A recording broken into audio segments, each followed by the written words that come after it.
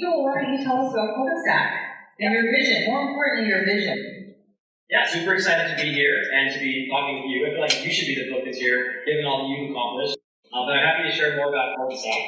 At Culdesac, we build and manage walkable neighborhoods. And we're 5 years old. And we started with this vision of building the first car-free city in the U.S. And we're starting with the first car-free neighborhood built from scratch in the U.S. It's right here in Tempe. It's called Culdesac Tempe. And I moved in 2 hours ago. Just by coincidence, not because of this talk, but I got my keys with the team. It was a big moment. I put my cacti on the balcony. But it's a 17-acre project. We're the developer and we're the neighborhood manager. We also build the software, so it's a very full stack startup, which is kind of the theme of the talk today. But there's 35 buildings. The restaurant there is open. I got to give a plug for Cocina Chihuas.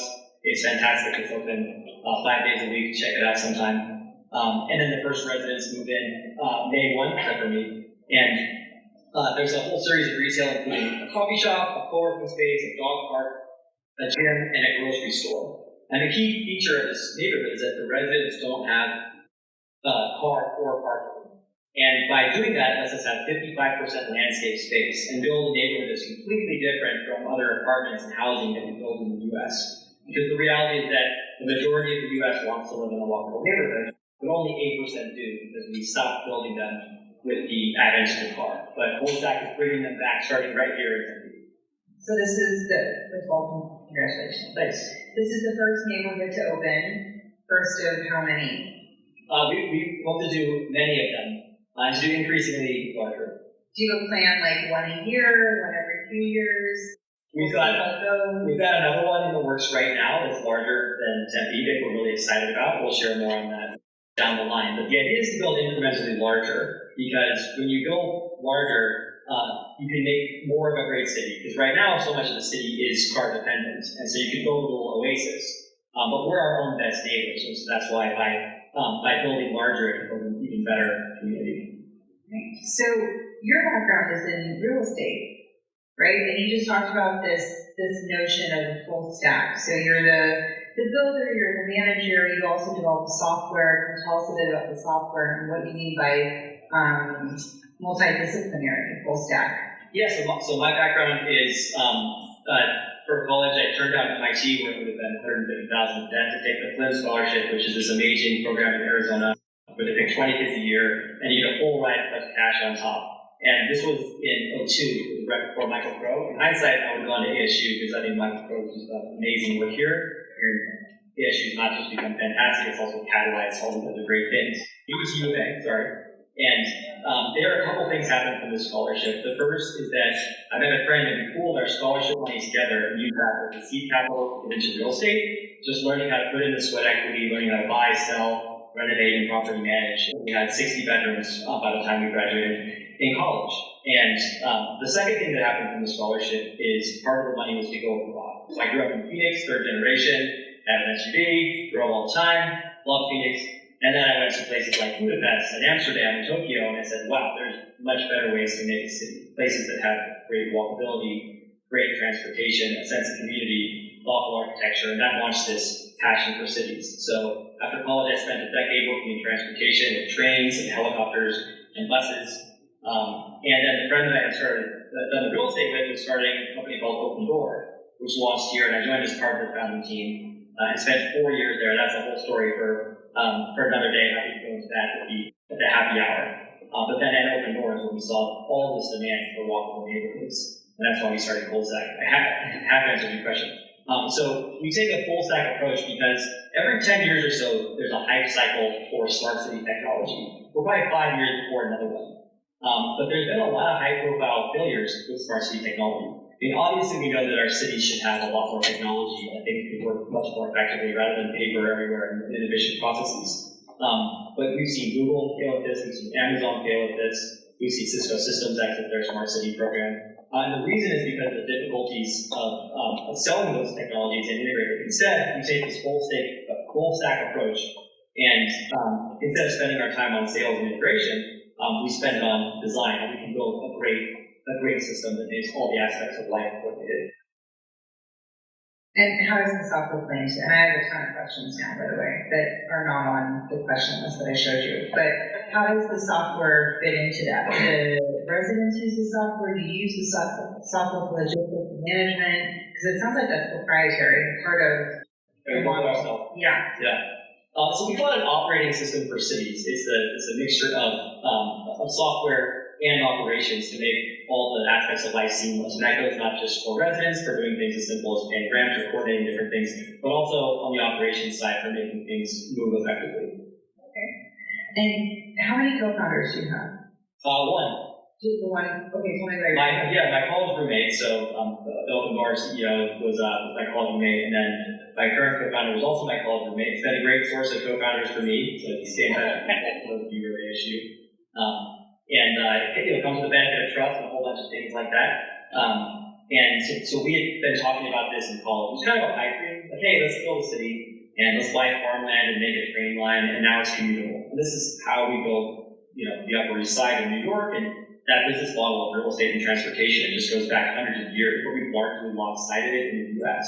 But we realized that with all the mobility innovations of the last decade, we can bring it back. And because customers want to live in these walkable neighborhoods and they'll pay, we'll build it and do something different. I want to pull on that thread. So you mentioned at Opendoor, you were there for 4 years, and you saw a high demand for walkable communities. What did that look like?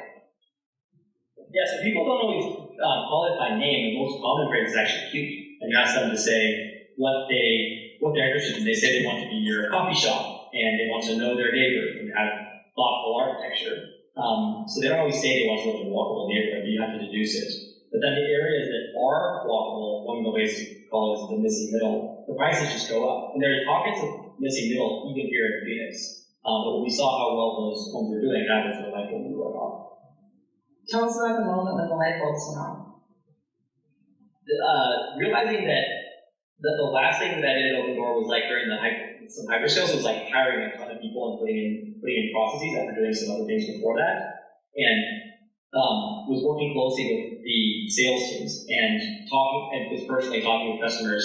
I also speak Spanish. I was also like getting calls in Spanish, which was like extra hard but fun, and just hearing with my own ears how many people wanted that. And meanwhile, electric scooters and electric bikes were taking off, while ride sharing was taking off. And the light rail in Phoenix is still only 15 years old. So even older technology like that, and I said, wow, in the right circumstances, you could absolutely go walkable neighborhood again.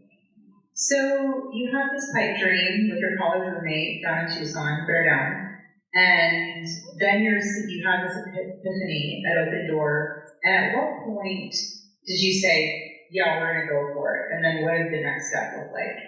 It was the right side of Opendoor where I felt like what I was working on was in the right spot to move on. But also Jeff and I had been talking, and there's like personal logistics of him moving and things like that, and we realized that now was the right time. And I worked hard until the last day of Opendoor. It was actually 5 years ago this weekend, and then I had I'm pretty obsessed with work. But that weekend, like, actually didn't think about work for the entire weekend, and it's the only time in the last decade. But it was very freeing weekend, and I hit the ground running on Monday and off the races. So 2 days rest is all you needed? Like, completely not thinking about anything related to it. I want to talk to you again in your 40s. Yeah, I turned 40 in 3 weeks. Okay. You might be a little more tired the next time we Yeah, Congratulations on the weekend off. We rented the restaurant at Culdesac for my birthday party. Okay. Yeah. Is that the party that we all got? You can issue us anytime. Okay. I thought for my birthday you want to do a trip somewhere, go to the beach in Mexico or something. I said no, like this has been the most important thing I've ever worked on. I just want to show all my friends and family Culdesac Inc. So that's awesome. Congratulations.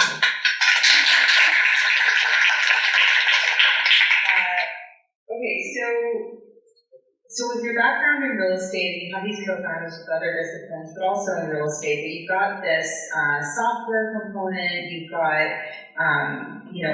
civil engineering component, and how did you initially, as a CEO, tackle the parts of the business that weren't inherently in your skill set? Yeah, so with all things, you kind of need to learn it quickly, but also bringing in the right experts. We have a woman named Caroline on our team. She's the chief investment officer, and she's really up-leveled us on the aspects of real estate development, right? The things that we did at Opendoor were, there are a lot of similarities, but there's also a lot of differences from Culdesac. And so getting the right people around the table has really up-leveled us. And also working with the right partners. Okay.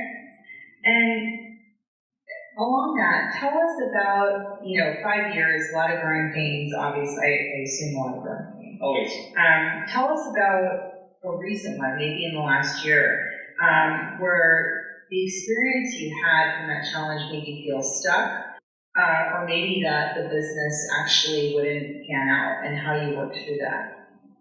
Yeah, so there's been sort of like 3 crises during our time at Culdesac. The most recent one was Silicon Valley Bank, which actually didn't impact us, but that was a really stressful weekend for startups. I was actually, I did Y Combinator, and they just had a batch, and I spoke there during the batch, and they had their end of batch party last weekend, and they were talking about how stressed everybody was. They all had their money in SVB, right?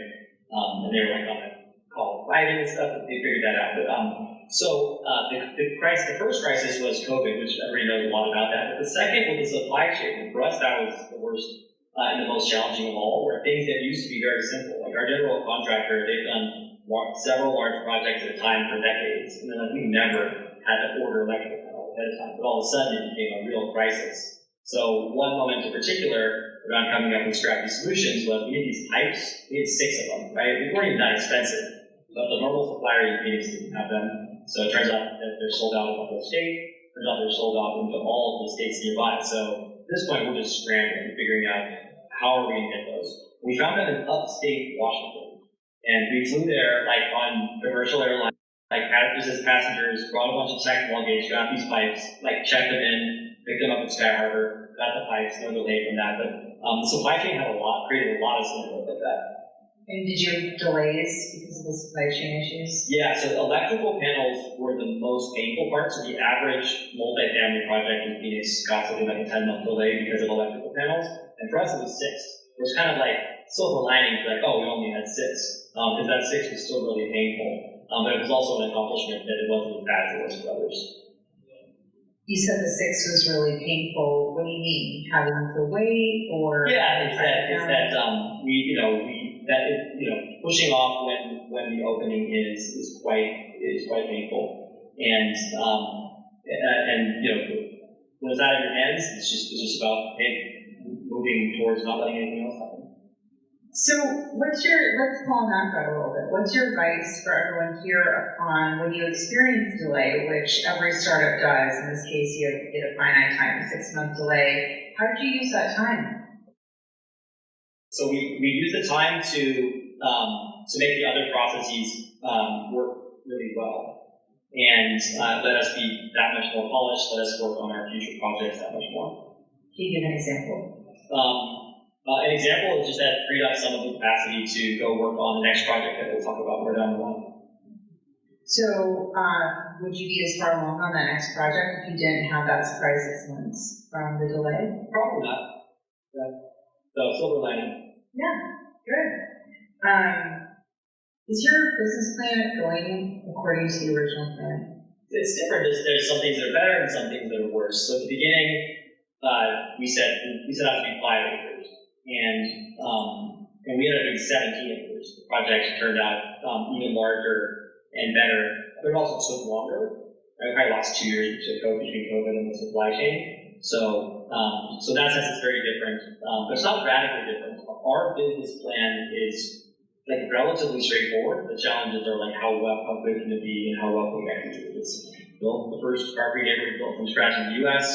And Scott Belsky, he's the chief product officer of Adobe. He's one of our investors, and he helped us crystallize the messaging. It's this is the reference project for walkable neighborhoods, so that we can bring them back to the U.S. And it's for the role model for us and the proof point for us. It's also to show everyone else, because the more other people build walkable neighborhoods, the better it is for us and for the whole world. But after that, it's build something larger that lets us do even more and build an even better community, and then increasingly larger. And so that's the plan.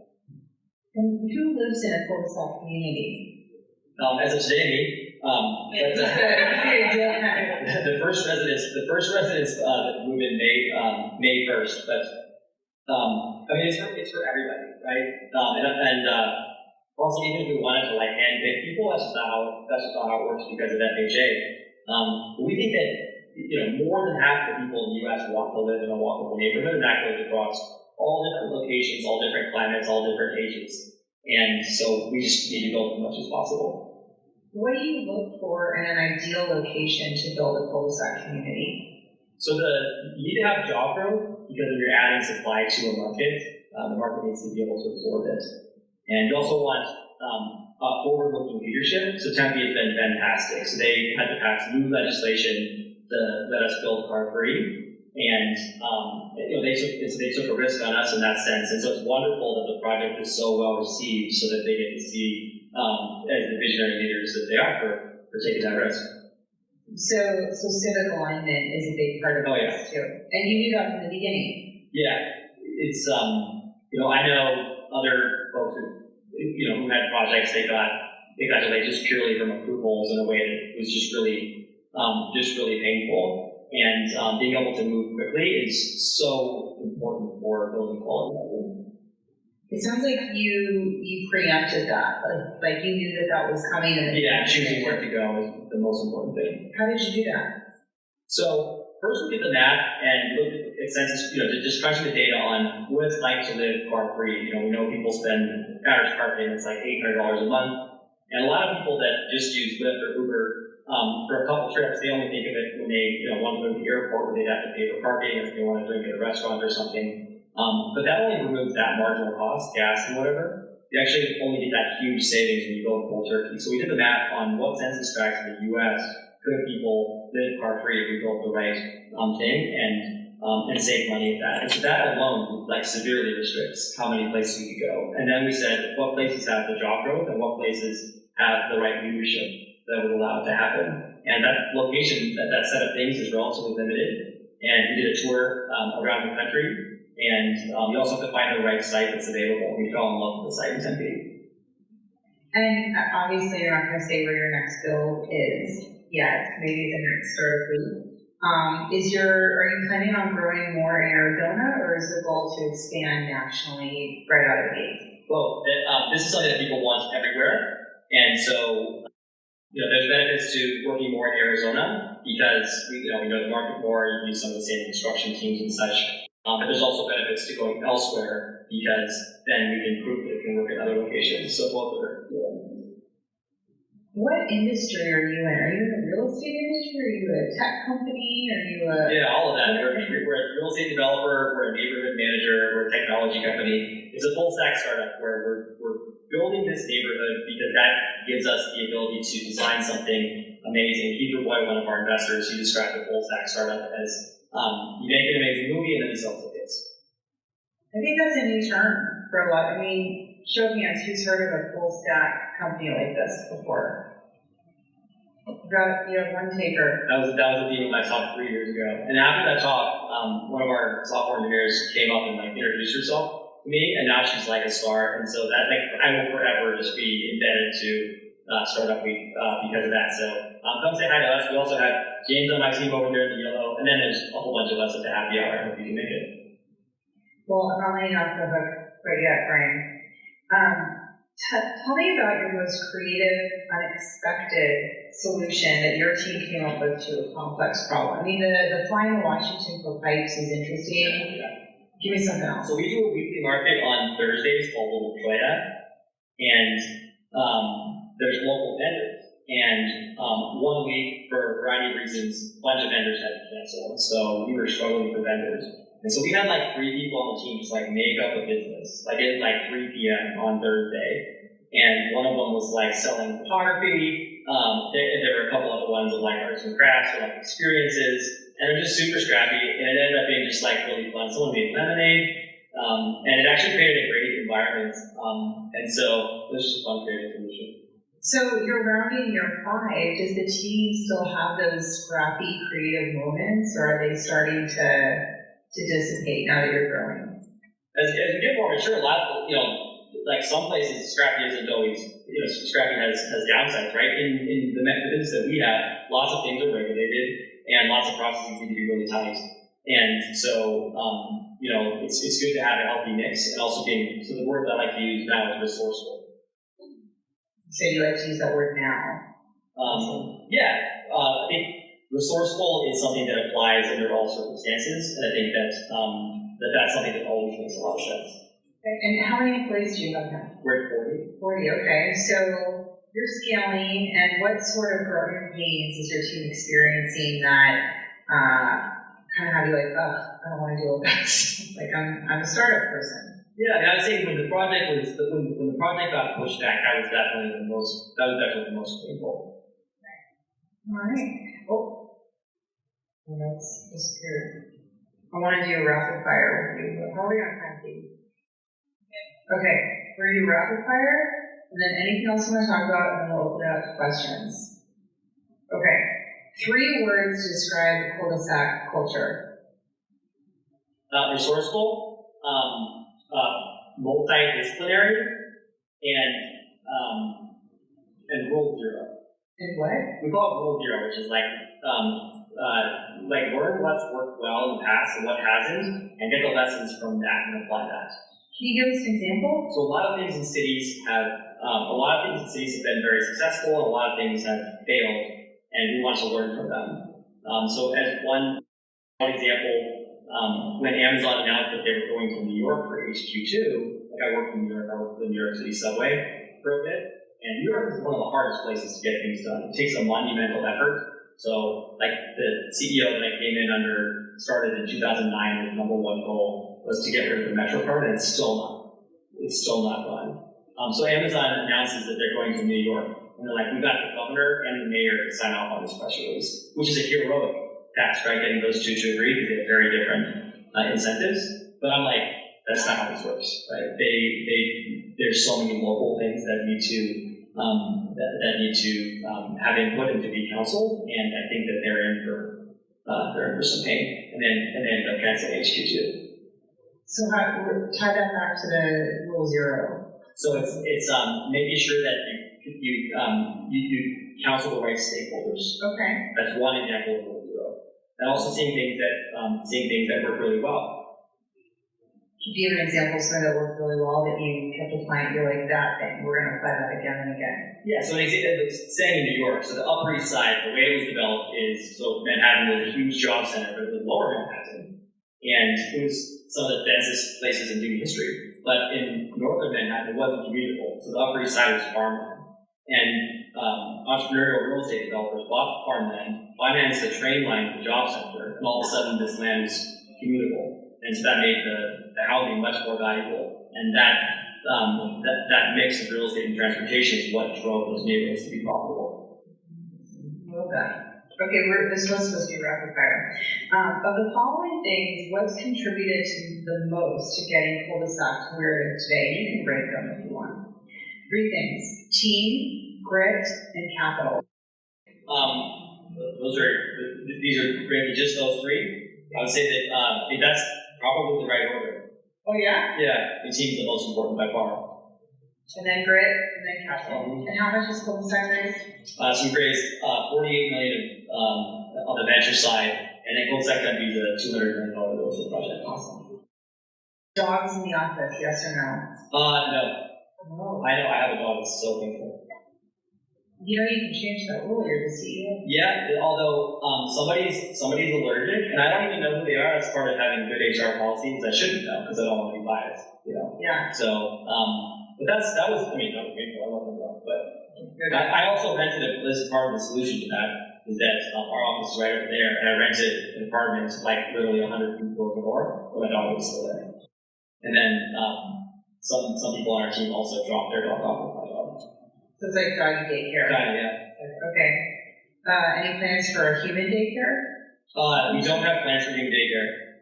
We have lots of mothers though. Okay, so babies in the office, yes or no? Nobody's ever asked that. I don't even know. Let me just skip that question. Okay, you got it. Yeah, we don't want any HR issues here, but are you hiring? We're hiring. Our positions are online. Okay, great. Your greatest weakness as a CEO? How much time you got? So, it was my first time as a CEO, And John Zimmer, he's the co-founder, he gave me this piece of advice. He's like, Ryan, it took me a while to understand that when I say something and how much people jump because of who I am at the company, and I need to really adjust what I say. That's an example of something that I have to adjust for. So I think I experienced something similar. When I got to CampusLogic, people did not inherently like me. And I said to my boss that I realized that people were pretending to love my ideas because I was signing their paychecks. And I wondered how many bad ideas got out there because people were afraid to say no. Yeah, hopefully not too many. Yeah, so. you want your team to say that's terrible. Right. Okay, that's a strength. Yeah. What are the weaknesses? I know SEO Leadership Coach, which is highly recommended, and talks about the things that make you successful at one step in your career are not the things that make you successful in different parts. And so learning in certain areas where zooming in was highly effective, and now that's damaging, it's actually to zoom out. What do you mean? That there's a limited amount of time and capacity that I have as this very multidisciplinary company. But if I zoom in too much on specific areas, it detracts from elsewhere, and it can have its own crash. Right? So an example would be, with the engineering team, I used to be in the code base, and then even after stepping out of the code base, I would still do review and go to demos, so I kind of knew everything that was happening. But then realized I needed to take another step back out as the company got larger, and it was against my nature because I love that stuff. I feel like I'm impactful on it. And I just needed to learn how to be a leader at a higher level. I think a lot of CEOs struggle with that. And it shows up in, I've seen situations where the leaders actually have their hands tied and they can't make decisions without the CEO signing off because they want to be involved in everything. And that's a really tough decision. Right. And learning how to truly delegate, not just, Yes. Yeah. Okay, your greatest strength? I like to think that being multidisciplinary, combining different disciplines is something that gets me really excited, and it gives me energy that can help us be more multidisciplinary. Awesome. Favorite book for entrepreneurs? Depends at what point in their career. I would say if people haven't read How to Win Friends and Influence People, absolute classic, and if they're earlier in their career, so good they can't ignore you, is really good. It basically says that this advice that everybody gives of find your passion is bad, and you should not do that. Instead, you should build skills that create fulfillment of work, and it makes the case compellingly. And that's another book. And then there's more specific books. Big one on walkability, or on the topic, is Walkable Cities by Jeff Speck is a really good one. So you said you like to work all the time, you're a workaholic. On the few weekends that you have off, what do you enjoy doing? E-bikes. I love biking. So I have 70 bikes, that's my splurge. And we have most of them at my office.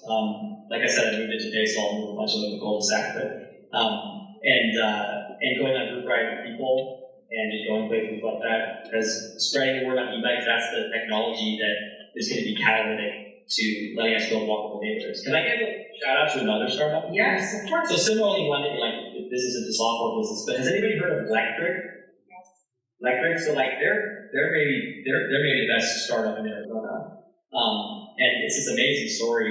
The founder, who just moved to Tempe 2 weeks ago, he's only 27, and the business is only 3 years old. And it started at Grand Canyon University, or they went to Grand Canyon University, and they're now selling over 100,000 or 200,000 bikes a year. And it's its own classic, it's like the perfect Y Combinator story, even though they didn't do Y Combinator, where even 5 years ago, people thought that everybody wanted to have a bike that didn't look like a bike. And the industry was still run by the spandex crew that did road bikes or mountain bikes. And Specialized came out with this bike that had a battery and motor hidden, so it didn't look like an e-bike, and all the bike snobs loved it. And Electric, they had been doing skateboards, and they got really good at buying supply chain stuff on Alibaba, and then just wanted to try a bike. And so they made a bike that was in this vein, and it looked like a regular bike, and it bombed. But then they did good classic customer research. They talked to so many people all these different things, and they realized that what features people actually wanted, and it was a whole new demographic. It was people that, the first customers were like people, 60s or older that like had stopped biking, and this will bring them back at a low price, and they want things like it to fold. They don't care what it looks like. And they made this bike, it's like the Herman Miller chair, where it looked so ugly at the beginning, and then it became beautiful over time, and similarly, the design looked, people called ugly, and now it's like this classic design, and they've been really just good at the supply chain. So they're on the third version of their flagship bike. It was $1,000 3 years ago. The new one, much better, and it's still $1,000, even though inflation's up like 20-30%. And they're just, the value they're bringing to that industry, they're running circles around so much of the traditional competition. So we've had to do some charity work in Africa right now, but we'd be a great speaker for next year. Are you partnering with them? We actually will be announcing a partnership very soon. But we're not ready to announce it today, but that's a big thing. I think you did just announce it. Anything else you want to share? Last plug for the happy hour before we go to questions? Yeah, when we saw this office, I could not imagine a better office in the whole state of Arizona. It's like right next, it's on the densest block of Arizona. We have this cool space that used to be like an art store. Come check it out. We replaced the parking lot in front. It was a 6-car parking lot. We replaced it with a parklet. And so it's a microcosm of Culdesac. We have like Legos and benches, and people use it all the time, even families. Like, you think there's not families in Tempe, but like go to our parklet on the weekend, there's tons. And when you get rid of when you don't need the parking lot, then the driveway, you can then use that. So we reclaim space on the street and work with the downtown authority. And then you have this like bike rack. Anyway, come check out our space. Lots of drinks, whatever. Katie's got. I have 2 questions. The first is the part of your idea that I first just could not stop thinking about was your partnership with the city. So what wasn't mentioned was how you got a light rail stop put in directly in front of Culdesac. Because the first time you said I'm doing a carless neighborhood in Phoenix, I thought, does he know it's hot in the summer? Right? You do, and you've got to figure it out. So why don't you talk about how you partnered with economic development groups and cities to make your dream possible? Yeah, so there's so many stakeholders in doing something like this. And part of the reason we love the site that we found, which is like 1.5 miles that way right on the light rail, was one of the least used stops on the light rail. It's a bunch of vacant buildings and such. And when Valley Metro built it, so today, or not anymore, but like as of 6 months ago, you had to walk to the intersection, just like most light rail stops. But they built a walkway the other way, that later on developers could build a crosswalk. And so that's what we did and worked with the city. And now that's the entrance. And we built this, we didn't want to have like a big sign. We have like a cute sign that's in like weathered steel. You can't really see it that well when you're passing by, but the crosswalk now has like a huge bright yellow bike crossing sign, and that's like the de facto sign for Culdesac now. So that's been a huge addition. But there's all kinds of stakeholders in this. As an example, not only did we actually get legislation passed in Tempe, but we had to get new legislation passed in Phoenix because Valley Metro was based in Phoenix, and so both city councils had to have a vote on Culdesac. And working with that crosswalk involved working with both Tempe and Valley Metro. There's all kinds of examples of this. Are you ready for questions? No, I just have one more. So I was listening to you talk about being an interdisciplinary tech real estate development company, and my thought immediately went to how complex that could get, and how complexity slows you down, and then part of the trade-off of complexity is that you have to it inherently influences decisions on different verticals, right? So how do you keep simplicity front of mind as you're building your business? Yes, this is a huge one in terms of not taking on too much complexity. So this is a lesson we learned by watching Sidewalk Labs. And they had this manifesto of all these features that they wanted to have. Each individual feature is fantastic, and neighborhoods in the future should have these things. But it just raised the bar of how hard it was to do the project overall. And so we said, what we need to do is prove that walkable neighborhoods can work again in the United States 100 years after we stopped building them. And that means that the residents need to love them, it needs to be profitable, etc. And if we prove that, then it opens the door to do even more things. So that's how we talk about it. And by the way, we also have a video if you want to show it. I don't know if it's teed up. You don't have to, but it's like 3 minutes long or something. You can see what Culdesac looks like. Want to do that?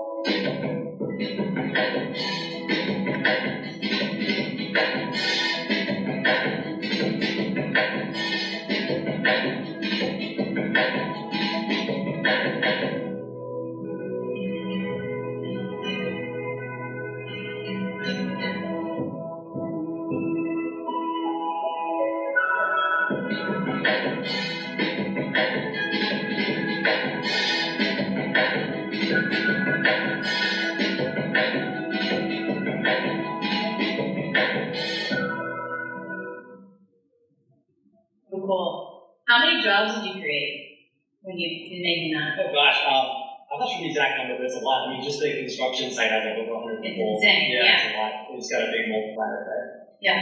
Good question.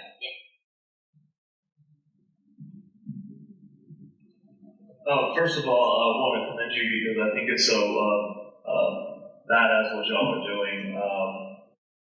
Especially to say, like, I have the vision of walkable cities instead of trying to integrate with other existing stuff. We're just going to build a walkable city. I bought a tiny home not too far away from Culdesac. I was really super happy to find out that Culdesac was, being developed and whatnot. It's like, well, how do we live there? But obviously, y'all were still, the tiny house ended up being built earlier. It's like a tiny house community, and it's great, the super small community, but then once you leave it, you're back into like car world, right?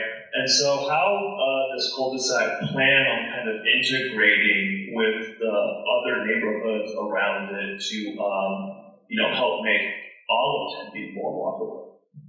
Yeah, that's a great point. It's great to learn about your story. So it's an important thing that the neighbors love Culdesac, and so part of that is when people like complain about a new development, they're often complaining about the cars and all the traffic that it adds. But for us, with the residents not having cars or parking, it really changes the dynamic.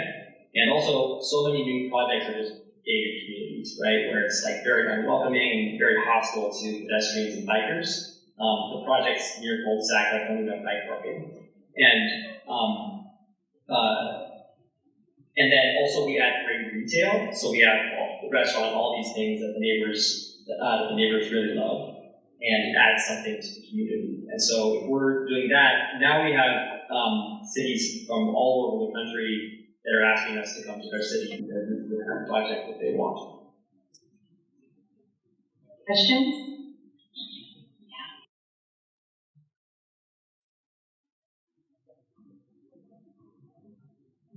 So, you guys don't have any cars, I think. What about not only bikes, but motorcycles and electric motorcycles? Do you have what's your space on that? Yeah, and implied in that is that the definition of these things become more of a spectrum, right? So, you've got bikes, and then you've got electric bikes, and some of them start going really fast, and then it becomes this gray area of motorcycles and motorcycles and cars and such.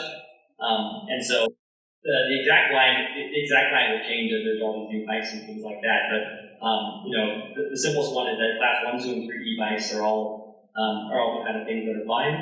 And if the residents, we get this question all the time. Like a resident, by the way, sign up if you're interested in living in Culdesac or leasing, come talk to us at the happy hour. We can tell you more. But some people they'll say like, hey, where do I put my car? And you're like, well, this actually isn't the right project for you. There's plenty of places where you're allowed to have a car, and I think you'll be happier at one of those. But in Culdesac, the residents don't have a car, and they get around with the light rail and ride sharing, electric bikes, electric scooters. There's also car rental on site for weekend trips and things like that. And then in terms of if it's going to work for people, it depends a bit about their commute patterns, right? If somebody works in North Scottsdale, it's just not going to work. If they go to the office 5 days a week in North Scottsdale, the bill on that for ride share doesn't work. But if they work somewhere along the light rail or they can e-bike, the map is actually quite compelling. Yeah, I think you answered this question sort of, but I want to make sure when you talked about not wanting to do too many things at once. Yeah. So the building, so obviously by not having a concrete walkable city, I love your vision, that is sustainable in a way, and it goes to the theme of today, sustainability. But the buildings themselves, are you doing any sustainability items within the building, or is that, I think what you answered earlier, and just double check that, is that your thesis is let's make the walkable city thing work, and then we can look at how to add on to that. Is that correct? Yeah. Basically, us showing that you can build walkable neighborhoods successfully in the U.S. is not just the best from a sustainability perspective of this project, but it's also catalytic, and this will unlock other people. Because in real estate, it's a very stodgy industry, and you've got the city, investors, debt providers, etc. Everybody's asking where this has been done. It's so much harder to do something. And now that we're our own benchmark and we're the benchmark for other people, we'll have a really leveraged impact there. And then in terms of, there's more that can be done in future projects. But the most important thing is showing that walkable neighborhoods can work here. One following question. In certain parts of the world, they're creating new cities from scratch. And you may have seen some of these, right? In places that maybe aren't even that sustainable. But you're creating this vision from sort of the inside out. What is your thought on this versus starting from scratch as well? And have you been wrestling with that or thinking about that at all? This one is right in the middle of Tempe, right? In any direction you go in Phoenix, there's 1 million people or something like that. So it's not on the edge of the city. As we build larger, there's only so many pieces of land that you can get, and so it inherently becomes less in the core, which makes it harder to do. And that also creates more opportunity from a design perspective, because we can have lots of walkable neighbors, so people don't have to just be dealing with car-dependent neighbors all over. I don't know if I answered the question, but. What is your current lease rate on the project? The first building is completely leased. Residents move in Day 1. It's going well. The demand for this is large.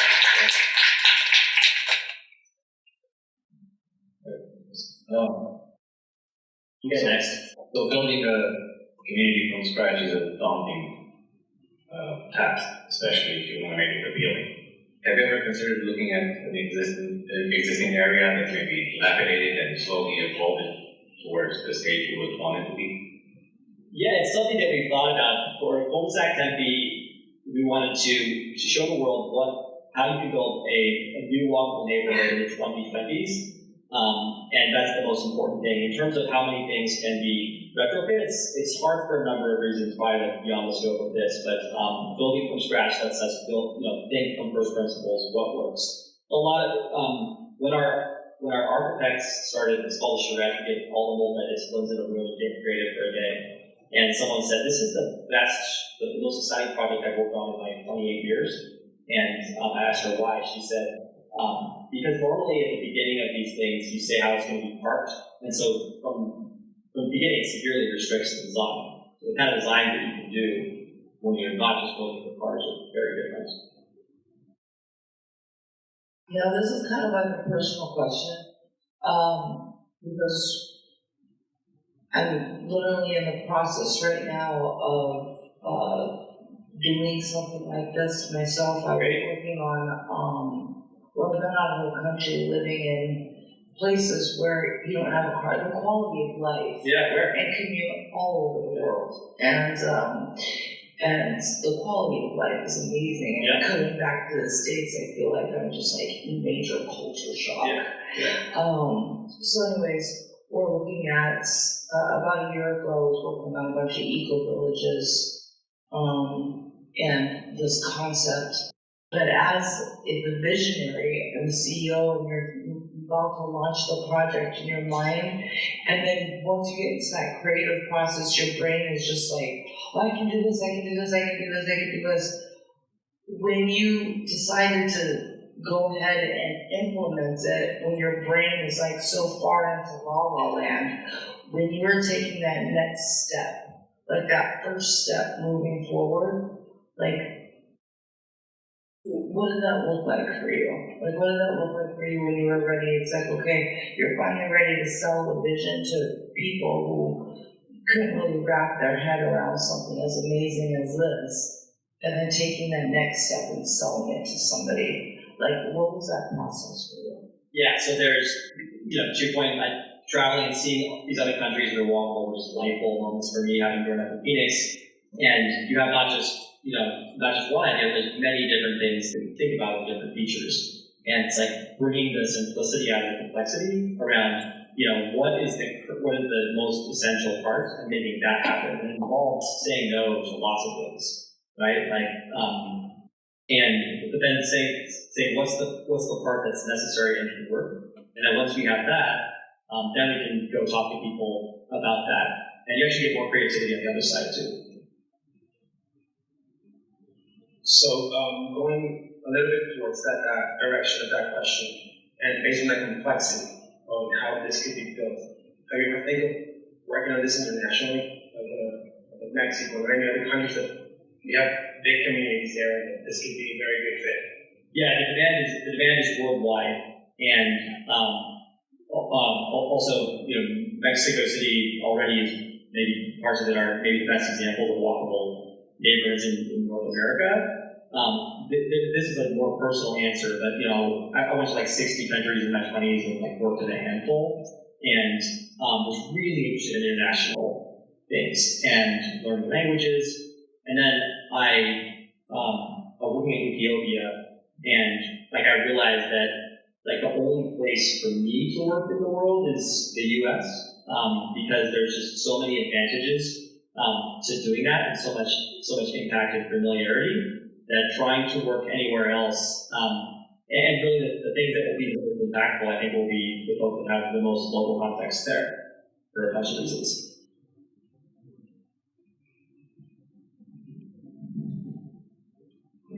Okay, one more or two more? One more. Okay. And then you can go to happy hour and hang out with them and see Yeah, come good. 90 e-bikes. Yeah, that has grown. I'm just noticing. Yeah. Did you have to get an exemption to not provide parking? Yeah. So that's a quick answer. One more. Do you have any plans to sort of create a community culture there, program spaces, events, that kind of thing? Yeah, although one of the ways you think about it is the saying, which is nobody wants to invite their landlord to the group chat.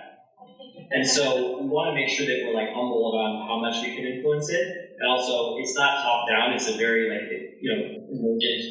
emergent thing. So mostly we're just really observing what happens and seeing what we can do to facilitate. Was there ever a time that you wanted to quit? I'm sure you've gotten 10,000, 100,000 no's. Did you ever consider that? No. What was your worst day? Some of the stuff in COVID where you're what's going to happen to the world, right? Yeah. And there's this disease and we're doing construction, and if one person on the crew gets COVID, the whole crew takes 2 weeks off, and how long is that going to last, and what are the ramifications of that? Those were hard. Okay. There's no secret handshake, but I hope you enjoyed the talk. Thanks for hosting it. Yes, thank you, Ron.